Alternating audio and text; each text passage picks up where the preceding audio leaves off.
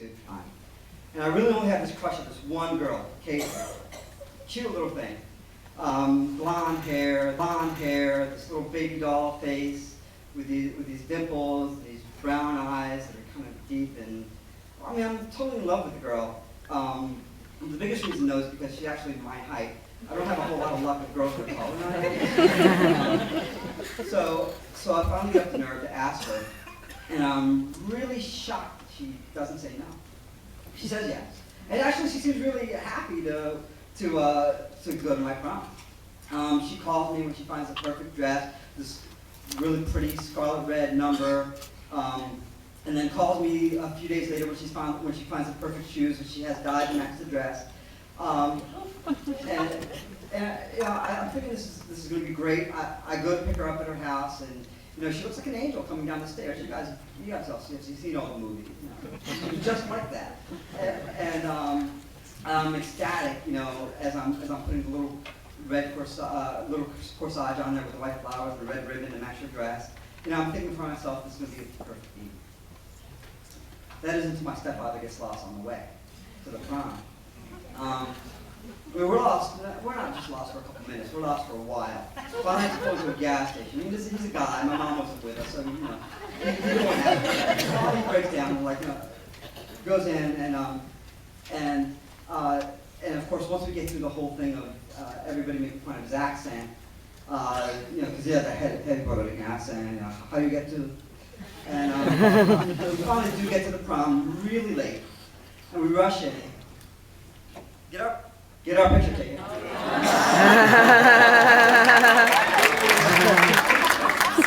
And rush into probably what was the worst prom in history. I mean, they had, instead of a DJ, they had a band, and the band played nothing but R&B, which is not bad, but then nothing after 1980. Mind you, this is 1986, right?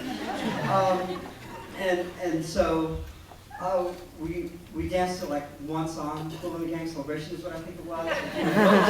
You're almost obligated to dance to. The food was lousy. There's an array of cold salads laid out. And you smell the shrimp salad before you even got to the table. The only thing that we could gather that was actually edible, we felt, was the rice dish kind of at the end of the table. So we ate that and we're really hungry. Fortunately, one of our mutual friends, his name is Haas, comes over and it's like, this prom sucks. Let's get out of here. It's like, well, where are you going? It's like, well, the senior party's tonight. Oh, great.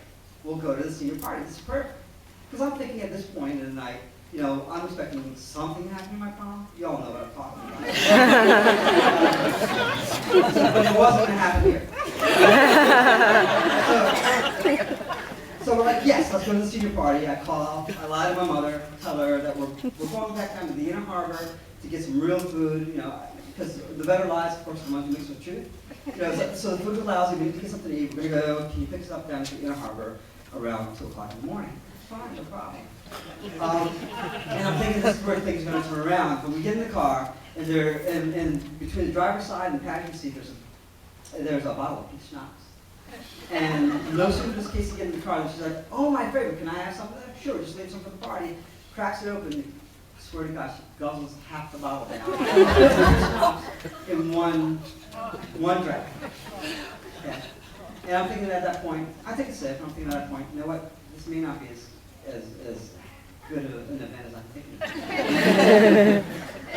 But, you know, I trudge on, we get to the party, and you know, I have this thing with girls telling me I'm clingy, you know, so I was like, I let her have her space. I go down and hang out with my friends, you know, friends I'll probably never see again. And they're all seniors, they're graduating that summer. And I'm hanging out, having a couple beers, and I realized at a certain point, oh my God, it's 1 o'clock, I need to get back downtown, I need to go find Casey. So I trudge upstairs, nobody's seen her.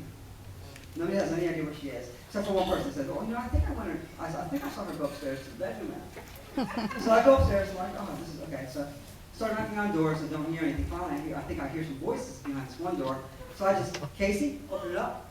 And there she is having her dress zipped up by the star baseball player. And of course, I was raised to be polite, so I'm like, oh, I'm so sorry.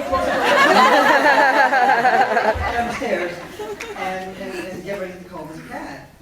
And of course, you know, as I'm going down there, and I'm down in the cab, I'm like really pissed off. It's like, why is he getting screwed and I'm not? This doesn't make any sense. She makes her way back downstairs. And at this point, she's not saying anything to me. I'm not saying anything to her, of course, except for, you know, let's get out of here. We're running late. My mom's going to be there, and if she gets it before I do, I'm going to be in trouble because she'll know I lied. And so the cab gets her to climb in, and we start heading down back towards the harbor. And at this point, I'm thinking, well, at least the night's over. You know, but all of a sudden, Casey starts like, oh, I don't feel so good. It's not right. Oh, I don't feel so good. I think I'm gonna throw up. Casey, please, just hold yourself together until we get down to the harbor. You can throw up all you want. if the driver has to pull over before we get to the harbor, we're gonna be there after my mother, and she's gonna know everything. My mother would beat my ass, so I didn't want that. I didn't want that. And the cab driver must have sensed something was going on because he's like flying down Baltimore, through the streets of Baltimore, getting us down to down harbor. And sure enough, as soon as we get there, right at the corner of Lombard and Marketplace, there used to be Chi-Chi's there with some hedges going around.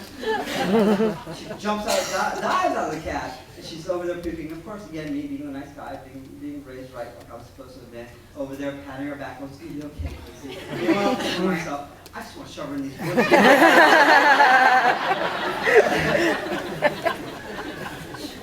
Casey gets done her vomiting act. And my mother pulls down Lombard Street, we climb in, and by this time, of course, Casey looks like something that was dragging behind the cab. Right?